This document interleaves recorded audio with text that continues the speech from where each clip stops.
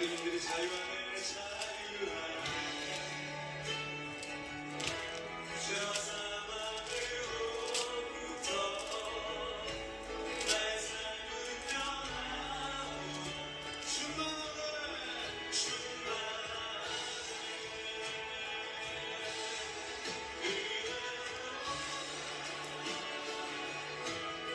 주의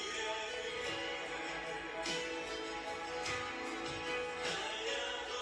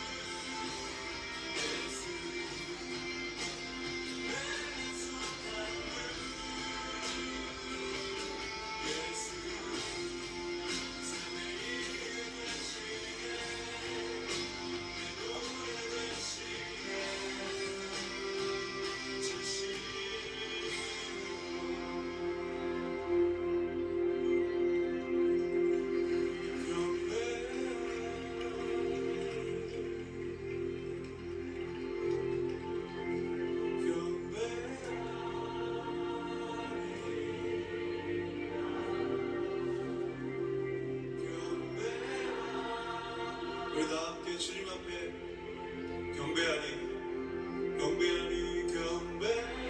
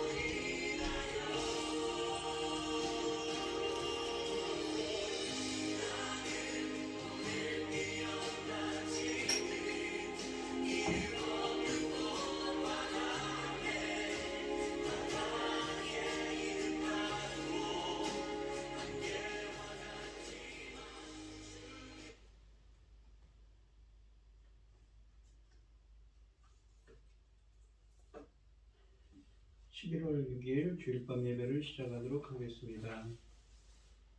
사도신령하심으로 신앙 고백하시겠습니다. 전능하사 천지를 만드신 하나님 아버지를 내가 믿사오며 그 외아들 우리 주 예수 그리스도를 믿사오니 이는 성령으로 잉태하사 동정녀 마리아에게 나시고 본디오 빌라도에게 고난을 받으사 십자가에 못 박혀 죽으시고 장사한 지 사흘 만에 죽은 자 가운데서 다시 살아나시며 하늘에 오르사 전능하신 하나님 우편에 앉아 계시다가 저리로서 산자와 죽은 자를 심판하러 오시리라. 성령을 믿사오며 거룩한 공예와 성도가 서로 교통하는 것과 죄를 사하여 주시는 것과 몸이 다시 사는 것과 영원히 사는 것을 믿사옵나이다. 아멘. 찬송가 304장입니다. 304장을 하시고 고현희 집사님 기도해 주시겠습니다. 그크신 하나님의 사랑 말보다 영영 못하네. 저 높고 높은 별을 넘어 이 낮고 낮은 땅 위에 죄범한 영혼 구하려 그 아들 보내사 화목제물 삼으시고 죄 용서하셨네. 하나님 크신 사랑은 증량다 못하네. 영원히 변치 않는 사랑 성도여 찬양하세. 괴로운 시절 지나가고 땅 위에 영하세 할 때 주 믿지 않던 영혼들은 큰 소리 외쳐 울어도 주 믿는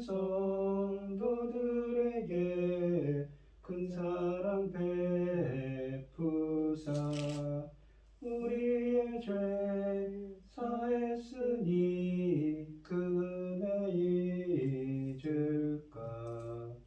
하나님 크신 사랑은 증량다 못하네.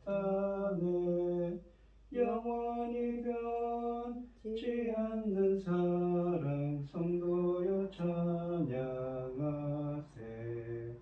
하늘을 두루마리 삼고 바다를 먹물 삼아도 한없는 하나님의 사랑 다 기록할 수 없겠네. 하나님의 크신 사랑 그 어찌 닿았을까. 저 하늘 높이 쌓아도 채우지 못하리. 하나님 크신 사랑은 증량다 못하네. 영원히 변치 않는 사랑 성도여 찬양하세. 아멘. 아버지가 자식을 긍휼히 여김같이 여호와께서는 자기를 경외하는 자를 긍휼히 여기시나니 이는 그가 우리의 죄질을 아시며 우리가 단지 먼지일 뿐임을 기억하시며다. 인생은 그 날이 풀과 같으며 그 영화가 들의 꽃과 같도다. 그것은 바람이 지나가면 없어지나니 그 있던 자리도 다시 알지 못하거니와. 여호와 인자하심은 자기를 경외하는 자에게 영원부터 영원까지 이르며 그의 의는 자손 자손에게 이르느니라. 곧 그 언약을 지키고 그 법도를 기억하여 행하는 자에게로다. 여호와께서 그의 보좌를 하늘에 세우시고 그 왕권으로 만유를 다스리는도다.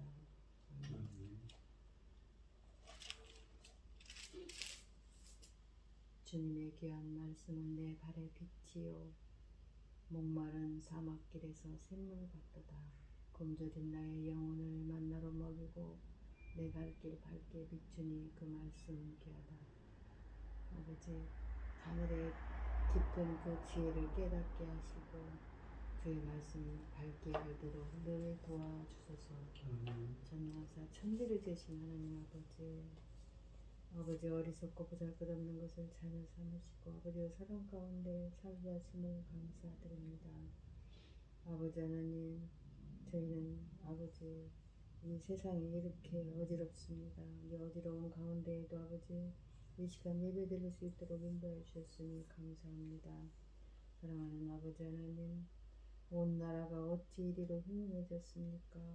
하나님을 섬기지 않는 자가 지도자가 되어서 이런 혼란이 와서 오고 있습니다. 아버지 하나님, 저희가 충분히 지켰어야 했는데 지키지 못해서 하나님 앞에 너무 죄송합니다. 아버지 하나님, 오늘 뉴스를 봐도 또 일본에서까지 그 온갖 잡신을 섬기는 일본에 사는 자들이 아버지 우리나라에 들어와서 또 이러고 저러고 했다는 뉴스를 보고 참 한탄스럽습니다. 어쩌다가 우리가 이렇게 되었습니까? 아버지께서 이 나라를 제사장 나라까지 세우셨는데 아버지 우리가 어떻게 이렇게 이 막다른 공업에까지 왔는지 알 수가 없습니다.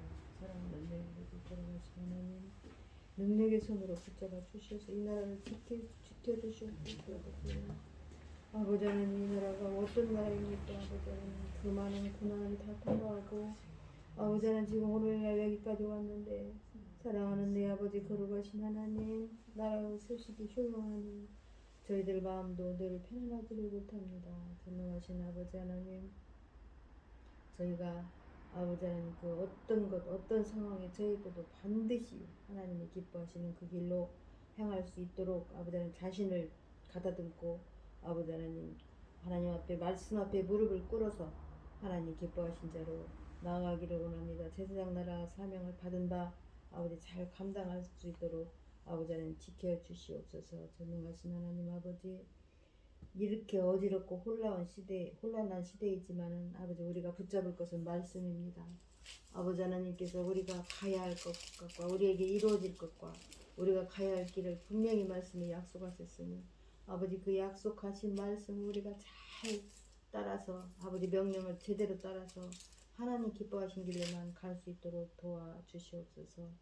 전능하신 아버지 하나님, 이 어려운 시대에 그래도 열매 거둘 이 어려운 시대에 중대한 시대에 아버지 단에 세우신 당신의 사랑하는 종이 열매 거둘 말씀을 열고 있으니 참으로 감사합니다. 아버지 지혜와 총명을 주셔서 아버지 하나님 그 말씀을 남김없이 잘 펼쳐나갈 수 있도록 지혜와 총명을 주시옵소서. 그리하여서 그 말씀으로 말미암아 아버지 하나님의 기뻐하신 열매들이 풍부하게 나와서 하나님 심히 기뻐하심이 되기를 원합니다. 전능하신 하나님 아버지, 저희들은 항상 부족하고 어리석고 보잘것없지 않습니까? 아버지는 지혜가 부족하고 아버지 하나님 우리 그 연약한 모든 것 때문에 아버지 하나님은 그 원하시고 기뻐하시는 그 길을 담대히 가지 못합니다. 저희들에게 강하고 담대함을 주시옵소서. 너희가 담대하지 못하는 것을 아버지 책망하셨습니다. 담대하라고 하셨습니다. 아버지 하나님 저희들 담대하게 아버지 하나님 이 어려운 고비를 잘 넘길 수 있도록 도와주시옵소서. 사랑하는 내 아버지 거룩하신 하나님, 서울에서 이태원 그 어떤 모임에서 아버지 얼마나 엄청난 일이 일어났습니다. 아버지 하나님 그 부모들은 어떻겠습니까? 아버지 하나님 생각하면 참 안타까운 일입니다. 아버지 하나님 이런 일이 다시 일어나지 않아야 되는데 또 그 일로 인해서 잡음이 얼마나 많은지 모릅니다. 아버지 정말 하나님 앞에 죄송합니다. 무조건 죄송합니다. 아버지 하나님 우리가 믿는 자들이 더 하나님 앞에 기도하고 하나님 앞에 바로 섰더라면 이런 일이 안 일어날 수도 있었을 텐데 저런 지도자가 안 뽑힐 수도 있었을 텐데 우리가 너무나 그냥 우리 개인적인 일에만 치우치느라고 아버지 하나님이 나라의 우리 하나님께서 어떻게 이 나라를 세우시고 붙잡고 계신 것을 잠시 잊었고 그래서 아버지 지도자를 잘못 뽑은 탓입니다. 아버지 용서하여 주시옵시고 아버지 하나님 회복시켜 주시옵소서. 그 부모들 그 가족들 친구들 마음이 얼마나 아프겠습니까? 우리가 회복할 수 없는 상황이 도달할 수도 있습니다. 아버지 도와주시옵소서. 아버지께서만이 아버지 하나님 그 마음을 다스려 주시고 아버지 온유하게 아버지 하나님 그 아버지 사랑 가운데서 치유받도록 도와주십시오. 온 나라 식구들이 지금 다 상처 속에 있습니다. 아버지 불쌍히 여기시고 긍휼을 베푸셔서 아버지 이 고비를 잘 넘기고 앞으로는 이런 일이 다시는 다가오지 않도록 아버지 하나님 지켜주시옵소서. 전능하신 아버지 하나님, 우리는 아버지 항상 아버지 앞에 무릎을 꿇고 보면은 너무나 부족해서 죄송한 것이 너무 많습니다. 아버지 하나님의 그 뜻을 충분히 깨닫고 아버지 기뻐하시는 그 자리까지 우리가 잘 도달할 수 있도록 아버지 하나님께서 지혜와 총명을 주시고 늘 아버지 사랑 가운데에서 우리가 아버지 하나님 그 사랑을 생각하고 아버지 어떤 것도 다 그 사랑으로 다 이겨낼 수 있도록 아버지 하나님 지켜주시옵소서. 이 모든 말씀 억만 죄악 가운데서 우리를 구원하여 주신 예수 그리스도 이름으로 기도드리옵나이다. 아멘. 오늘 함께 하신 하나님의 말씀은 고린도전서 7장 17절로 28절 말씀입니다. 고린도전서 7장 17절로 28절입니다. 교독을 하도록 하겠습니다. 제가 먼저 읽겠습니다. 오직 주께서 각 사람에게 나눠주신 대로 하나님이 각 사람을 부르신 그대로 행하라. 내가 모든 교회에서 이와 같이 명하노라. 할례자로서 부르심을 받은 자가 있느냐? 무할례자가 두지 말며 무할례자로서 부르심을 받은 자가 있느냐? 할례를 받지 말라. 할례 받는 것도 아무것도 아니요 할례 받지 아니하는 것도 아무것도 아니로되 오직 하나님의 계명을 지킬 따름이니라. 각 사람은 부르심을 받은 그 부르심 그대로 지내라. 내가 종으로 있을 때 부르심을 받았느냐? 염려하지 말라. 그러나 네가 자유롭게 될 수 있거든 그것을 이용하라. 주 안에서 부르심을 받은 자는 종이라도 주께 속한 자유이요 또 그와 같이 자유로 있을 때에 부르심을 받은 자는 그리스도의 종이니라. 너희는 값으로 사신 것이니 사람들의 종이 되지 말라. 형제들아 너희는 각각 부르심을 받은 그대로 하나님과 함께 거하라. 처녀에 대해서는 대하여는 내가 주께 받은 계명이 없으되 주의 자비하심을 받아서 충성스러운 자가 된 내가 의견을 말하노니 내 생각에는 이것이 좋으시고 임박한 환난으로 말미암아 사람이 그냥 지내는 것이 좋으니라. 내가 아내에게 매었느냐? 노이기를 구하지 말며 아내에게서 노였느냐? 아내를 구하지 말라. 그러나 장가가도 죄짓는 것이 아니고 처녀가 시집가도 죄짓는 것이 아닌데 이런 것들은 욕심이 고난이 있습니다.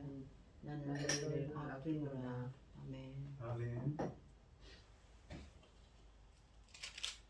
찬송가 320장입니다.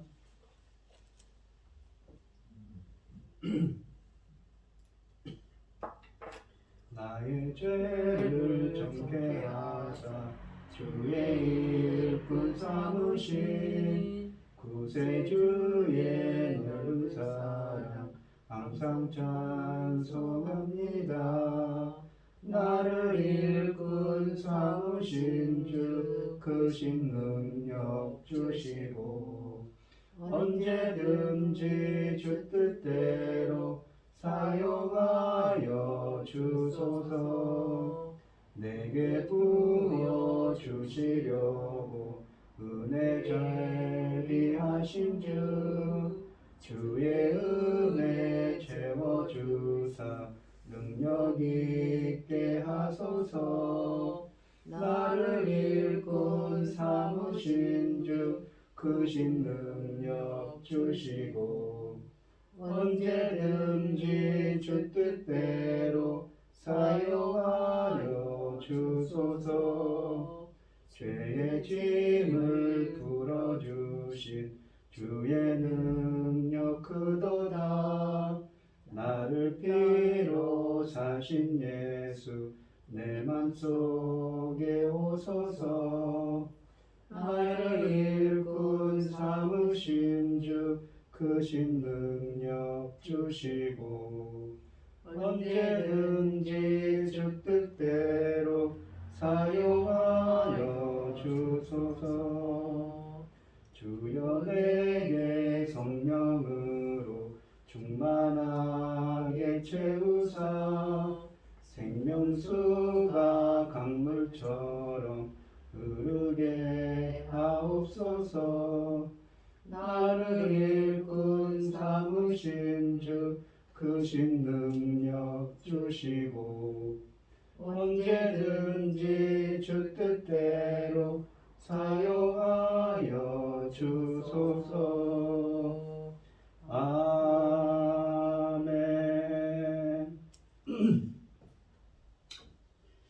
오늘 본문 말씀의 제목은 부르심을 받은 대로 지내라입니다.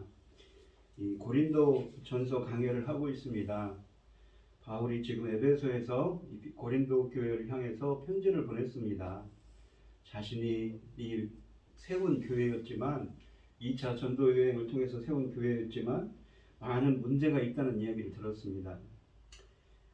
어떤 때는 이 바울파다, 게바파다, 아볼로파다에서 파벌주의가 생기고 또 신학적인 문제도 생겼습니다. 또 교회에 음행이 만연한다는 이야기를 듣고 그거에 대해서 그러한 문제들에 대해서 권면하기 위해서 쓴 서신서가 바로 고린도 전후서입니다. 바울은 오늘 본문에서 부르심의 원리를 삶의 전반적인 부분으로 확대 적용합니다. 어떤 조건으로 부르심을 받더라도 주께 속한 자로서 주를 위해 충성해야 한다고 권면합니다. 이 17절 말씀을 보시면 오직 주께서 각 사람에게 나눠주신 대로 하나님이 각 사람을 부르신 그대로 행하라. 내가 모든 교회에서 이와 같이 행하노라. 이같이 명하노라 라고 말씀하십니다. 바울은 하나님께서 주 예수 그리스도께서 또는 성령께서 은사를 각 사람에게 나누어 주신다고 합니다. 이로써 그는 하나님 아버지와 주 예수 그리스도와 성령이 인간의 구원을 위해 하나로 일하심을 나타냅니다. 주께서 우리에게 은사를 주심은 그가 주시는 사명을 감당하도록 하기 위한 것입니다. 그러므로 그가 우리 각자에게 은사를 나누어 주셨다는 것은 우리 각자에게 사명을 나누어 주셨음을 내포하는 것입니다. 하나님은 우리를 믿음과 이 구원회로 부르셨습니다. 그러나 이 부름은 동시에 사명회로 이 부르심을 내포합니다. 행하라 라는 말은 헬라어로 어떤 인생의 길을 가라, 살아가라는 뜻입니다. 하나님의 우리에 대한 이 믿음과 구원회로의 부르심은 이러한 소명은 우리 각자를 각기 다른 은사로 각기 다른 처소에서 주를 섬기도록 하기 위함입니다. 우리가 은사라고 하는 것도 이 카리스마라고 헬라어로 합니다. 근데 카리스마라고 하지만 이 카리스마는 은사라는 말은 카리스 그러니까 은혜라는 말에서 유래한 말입니다. 헬라어 사전을 보면 은사라는 것은 은혜로 주신 선물을 의미하지요. 이렇게 믿음과 구원회로의 부르심, 소명은 사명회로의 부르심, 소명을 내포합니다. 바울은 여기서 그리스도인 각자가 하나님의 소명이 임한 그 저소에서 주께서 주신 은사로 각자의 삶을 살아가야 한다고 가르치고 있습니다. 고린도의 열광주의자들의 혁명적인 그러한 이 태도가 바울로 하여금 이 가르침을 주게 하였는지 모르지만 이것은 그들에게만 적용되는 것이 아니라 바울이 모든 교회에서 똑같이 천명하는 원칙이었습니다. 이 8절, 18절 말씀을 보시면 18절과 19절 말씀을 보시면 할례자로서 부르심을 받은 자가 있느냐 무할례자가 되지 말며 무할례자로 부르심을 받은 자가 있느냐 할례를 받지 말라. 그러니까 할례자로 부르심을 받았다면 유대인들에게 하는 말이지요. 또 무할례자로 부르심을 받은 자라고 하면 누구입니까? 바로 당시 이방인을 뜻합니다. 할례를 받든 받지 않든 상관이 없다는 이야기죠. 할례 받는 것도 아무것도 아니요 할례 받지 아니하는 것도 아무것도 아니로되 오직 하나님의 계명을 지킬 따름이니라 라고 하십니다. 바울은 하나님께서 이 당신을 부르신 곳에 머물라는 원리를 할례로 적용합니다. 할례 받은 자의 상태에서 부름 받은 자가 있느냐 그는 무할례자가 되지 말도록 하라. 무할례의 상태에서 부름을 받은 자가 있느냐 그는 할례를 받지 말도록 하라. 우리는 할례로 구원을 받은 것도 아니고 율법을 지킴으로 구원받은 것도 아니며 오로지 예수 그리스도를 믿는 믿음으로 은혜로 구원을 받은 것입니다. 그러므로 할례나 무할례나 아무 의미가 없는 것이라는 것입니다. 다만 하나님의 그리스도에 대한 믿음으로의 부름에 따라 그 소명이 내포하는 사명을 충실히 이행하는 것이 중요하다는 것이지요. 하나님의 계명을 지킬 따름이니라 라고 하는 것이지요. 유대인들의 입장에서 보면 할례는 분명히 하나님의 계명입니다. 그러므로 그들에게 이 19절은 이 어불성설입니다. 그러나 바울이 그렇게 말하는 것은 유대교가 문자적으로 해석한 하나님의 계명과 그리스도 안에서 비로소 깨닫게 된 영적인 뜻, 그리스도의 법, 그리고 이 법을 구분하기 때문입니다. 그러니까 유대인들은 할례라는 것은 우리가 창세기 17장에 보시면 아브라함에게 언약 백성의 표징으로 주었거든요. 할례를 받지 않으면 그 공동체에 들어오지 못합니다.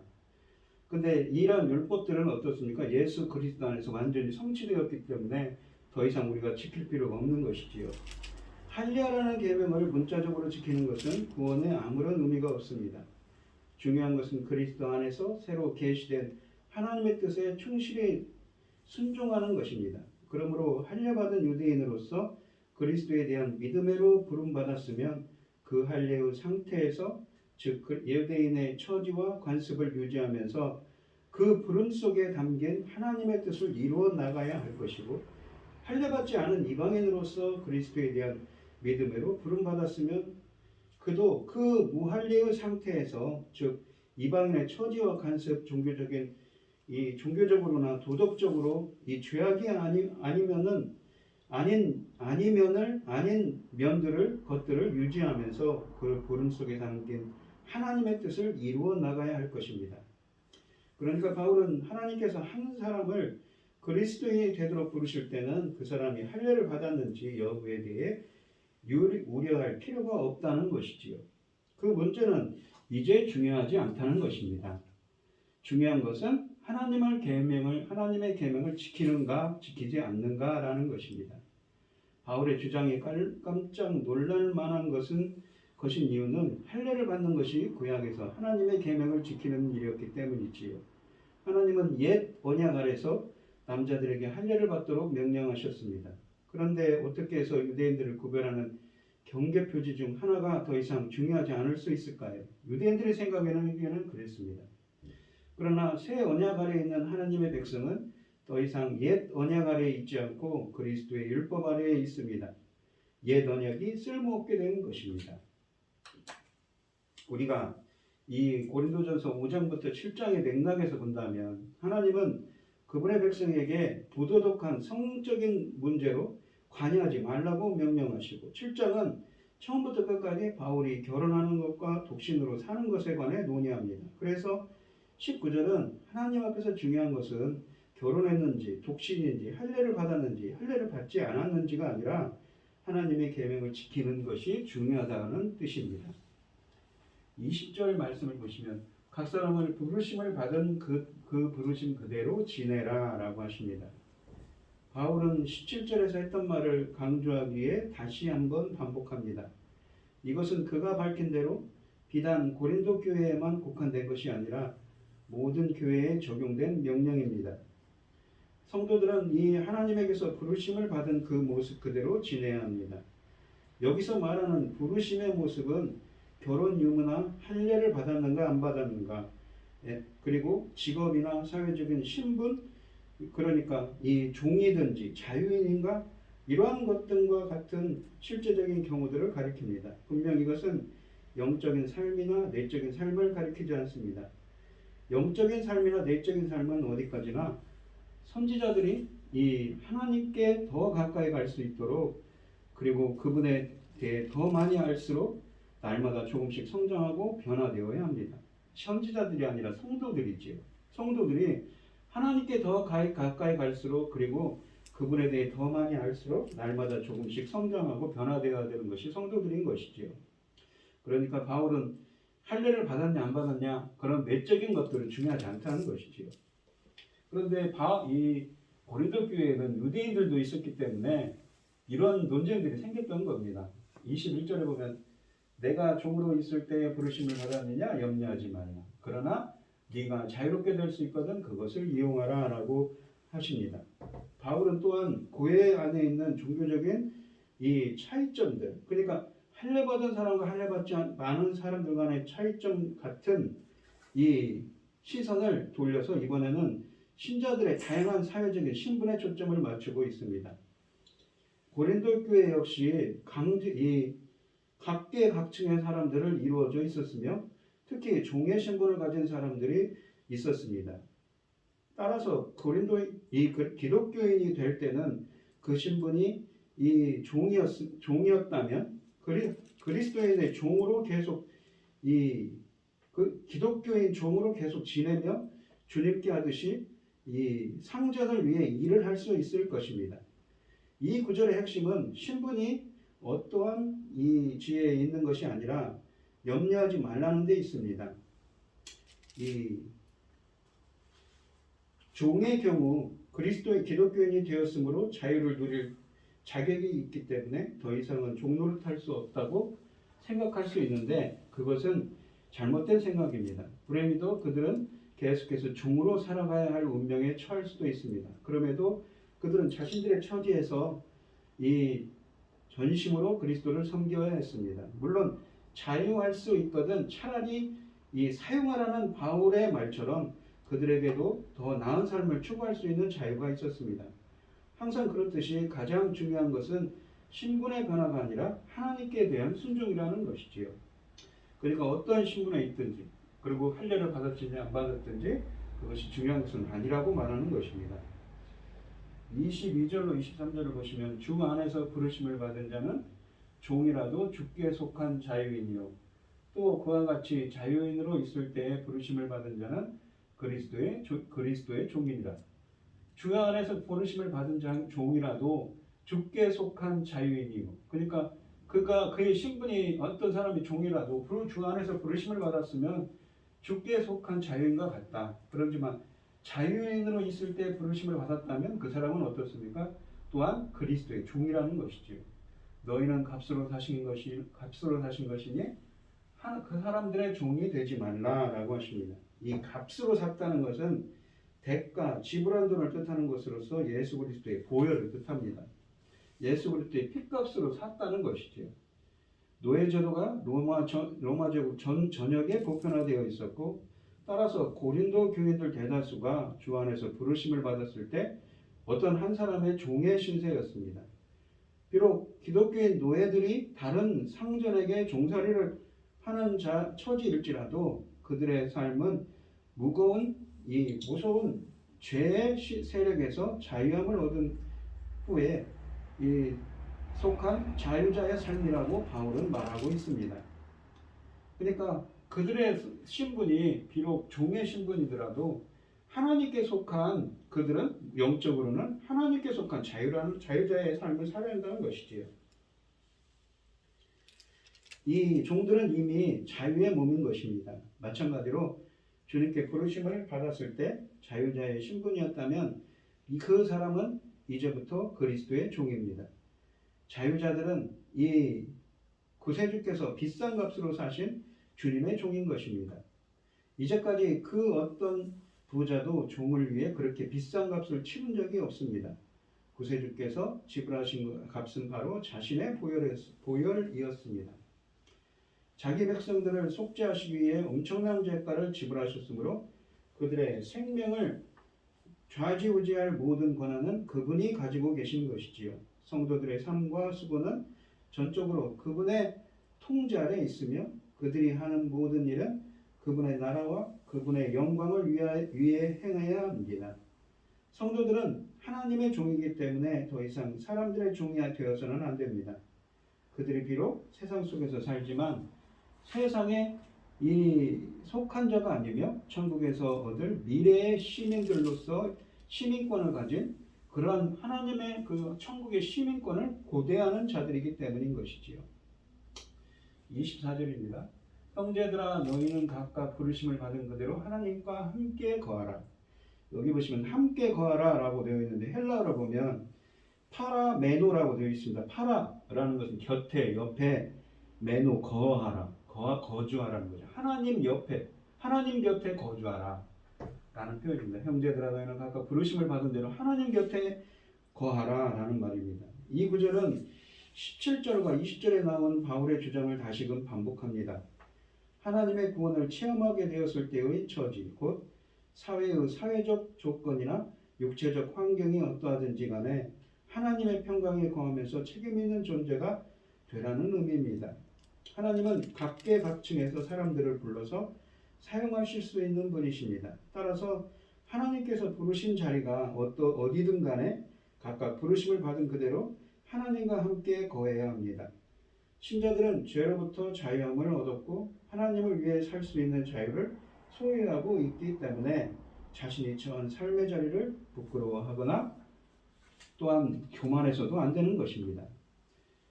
오히려 그 위치에서 어떠한 위치에 있더라도 하나님을 섬기며 아직 복음을 듣지 못한 사람들에게 복음을 전하는 자신의 역할에 힘써야 할 것입니다.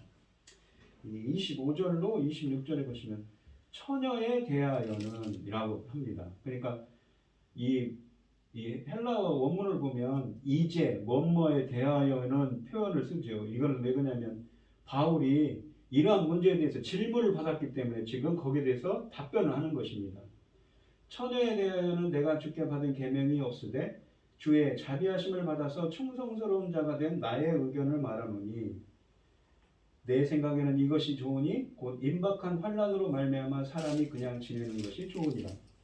이 임박한 환난이라는 건 뭐냐면 이 주후 65년 그러니까 네로 황제 때에 로마에 대화재가 일어납니다.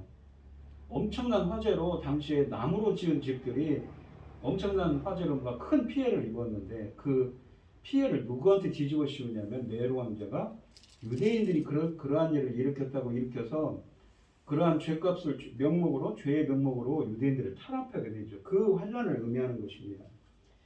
본문에 보시면 이제 뭐뭐에 대하여라는 말은 이런 표현은 바울이 고린도 교회가 질문했던 또 다른 문제에 대해 설명을 시작하고 있다는 것을 암시합니다.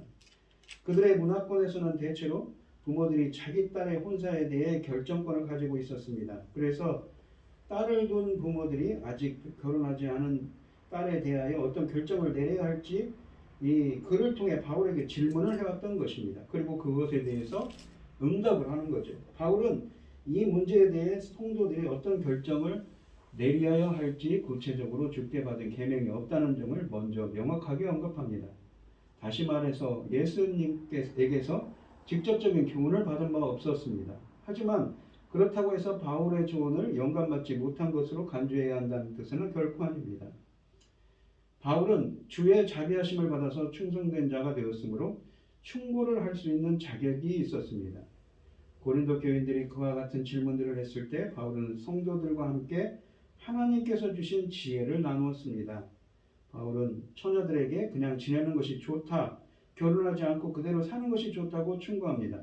그와 같은 임박한 환난의 시기에는 결혼하는 것보다 독신으로 있는 편이 훨씬 더 살기에 수월하리라는 것이 바울의 판단이었던 것이죠. 그러니까 지금 이 고린도전서를 쓸 때는 50년대입니다. 그러니까 앞으로 10년 후에 있을 일을 예언으로 보고 있는 거죠. 그리고 역사적으로 보시면 정확한 사료는 없지만 기독교 역사학자들은 이 네로 황제 때 이 유대인들이 겪은 그 로마의 대화재 때 겪은 일로 해서 베드로도 십자가에 거꾸로 매달렸다고 하고 주전 그러니까 주후 65년경입니다. 사도 바울은 사자밥이 되었다고 그렇게 이야기를 합니다. 그러한 전설들이 있다고 하지요.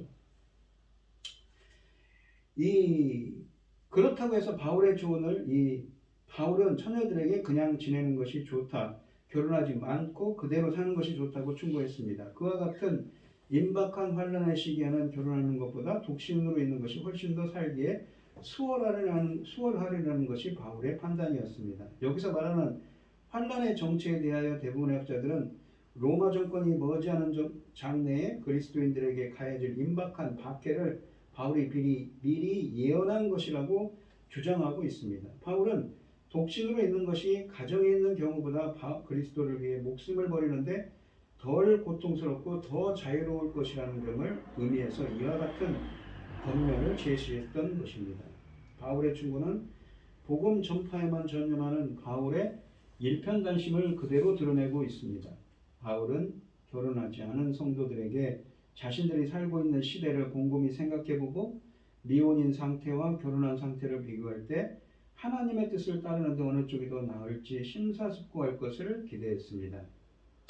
27절에 보시면 내가 아내에게 매였느냐 노이기를 구하지 말며 아내에게서 노였느냐 아내를 구하지 말며 라고 되어 있습니다. 앞에서 바울은 아직 결혼하지 않은 처녀들에게 그냥 지내는 것이 좋다고 조언한 바 있습니다.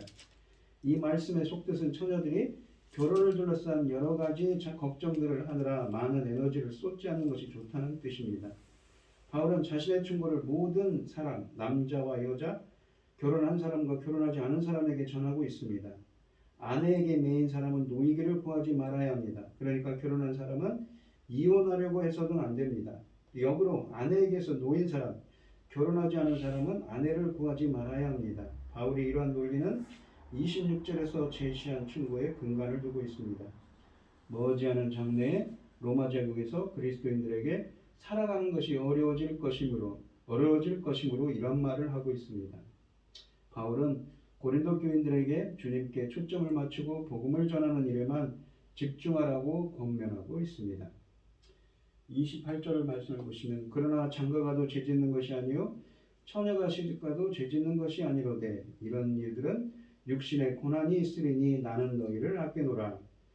육신의 고난이 있다는 말은 환난의 시기, 그러니까 네로 황제로 인한 이 기독교인들의 순환 시기에 닥치게 될지 모르는 가정의 파괴와 가정적 책임에 수반되는 현실적인 고통 등을 의미합니다.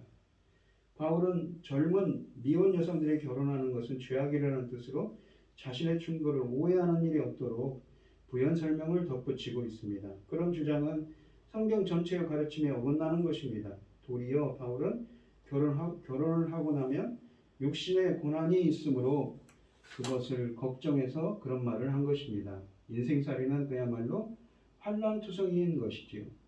당시 주후 1세기 로마 시대의 대표적인 환난 중 하나도 기독교인들에 대한 박해였습니다. 바울은 고린도의 성도들이 하나님을 향한 신앙 안에서 모든 것을 극복해내기를 바라고 있습니다. 그리고 이를 위해서는 결혼에 얽매이지 않고 사는 것이 훨씬 더 용이할 거라고 판단했던 것입니다. 그래서 미혼인 사람들에게 결혼하지 말고 그냥 지내라고 충고했던 것이지요. 하지만 만약 그들이 결혼에 헌떡하더라도 그것을 가르쳐 죄짓는 것이라고 외도할 수도 없다고 하는 것입니다. 이 오늘 본문 말씀을 보시면 바울은 이 고린도 교회의 질문에 대해서 응답을 계속하고 있습니다. 결혼보다 중요한 것은 하나님의 백성으로 온전하게 사는 것입니다. 바울은 현재 혼자만 사람들에게 그냥 지내라고 권합니다. 결혼 자체는 은사에 따라 각자가 선택할 사안이지만 임박한 환난의 때가 되면 결혼한 사람들이 더 큰 어려움을 겪을 수 있기 때문입니다. 극단적인 종말론은 우리가 경계해야 되겠지요. 하지만 종말론적인 그러한 시각들은 우리가 성도가 추구해야 할 영원한 가치가 무엇인지 깨닫게 해줍니다. 그리고 이 땅의 모든 것, 그러니까 우리 땅에 가지고 있는 모든 소유와 지위와 관계와 그러한 자녀들, 가족과 가족들을 상대화하며 살게 합니다. 신분보다 중요한 것은 우리에게 소명입니다. 바울은 소명에 있어서 사회적 신분이 중요하지 않다고 말합니다. 사회적으로 자유자인지 또한 종이든 모두 주께서 값주고 사신 종이기에 이제 새로운 신분에 걸맞게 지금 그 자리에서 우리는 충성스럽게 살아야 한다고 권면하고 있습니다. 당시의 노예제도를 긍정하거나 자신의 처지를 숙명처럼 여기라는 뜻이 아닙니다. 어디에 있든지 그리스도의 그 성도로서 하나님의 자녀로서 살라는 말이죠. 이러한 초월적인 부르심 속에서 지나갈 한 세상의 구주에 대해 조언하고 책임 있는 모습으로 현재의 삶을 살아야 한다는 것 뜻입니다. 더 근사한 자리를 찾기보다 새로운 신분에 걸맞는 자부심으로 영적 품위를 갖추어 사는 것이 더 중요합니다. 그러므로 더 나은 삶의 조건을 찾기 전에 지금 이 자리에 주신 주님의 뜻을 우리가 먼저 여쭙는 게 중요하죠. 그리고 우리 각자에게 주신 하나님의 뜻이 있을 것입니다. 그리고 그 뜻을 여쭙고 그 뜻을 알게 해달라고 기도하고 그 뜻에 순종하는 여러분들이 되시기를 바랍니다. 기도하겠습니다. 하나님 아버지 감사합니다.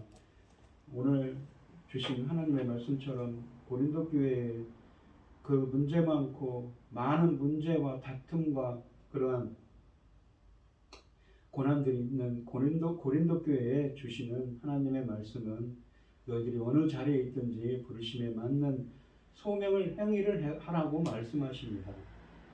하나님의 자녀로서 부끄럽지 않은 삶을 살 수 있도록 저희들도 인도해 주시옵소서.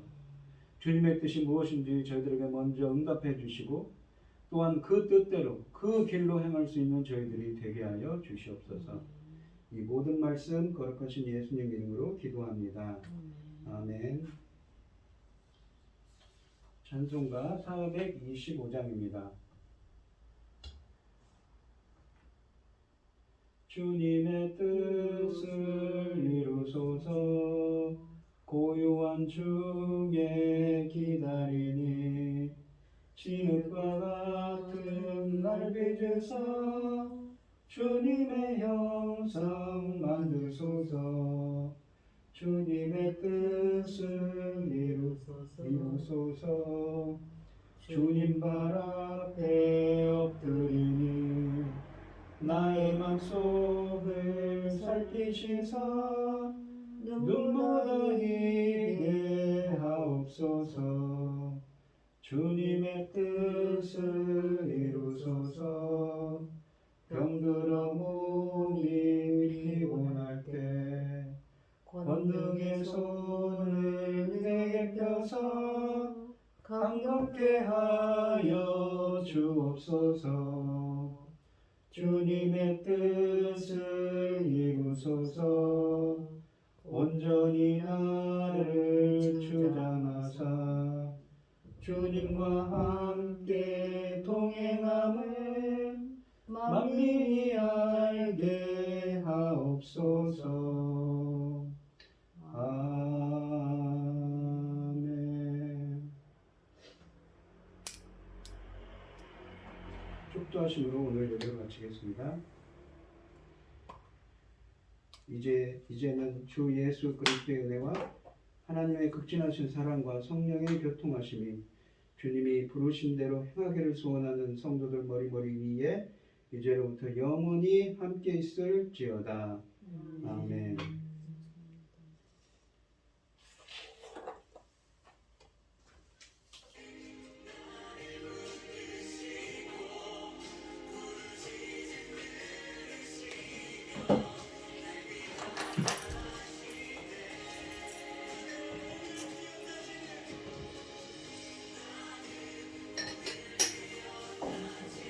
물이 쉬니까 그릇다 여기 쉬었다고? 선생님 안